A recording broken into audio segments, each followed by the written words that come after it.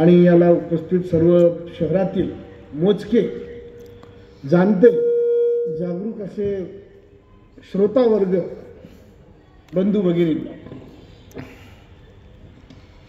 या ठिकाणी किती संख्येनं किती लोक उपस्थित आहेत याला महत्त्व नाही आहे. क्वांटिटीपेक्षा क्वालिटी महत्त्वाची असते.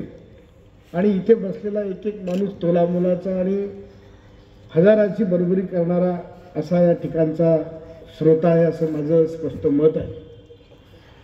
आणि हर्षवर्धन दादांनी जे बोलले ते मी ऐकलं आणि ते इतके उत्कृष्ट बोलले की धार्मिक, आध्यात्मिक, राजकीय, सामाजिक सगळ्या बाबतीमध्ये त्यांनी आपलं मत व्यक्त केलं.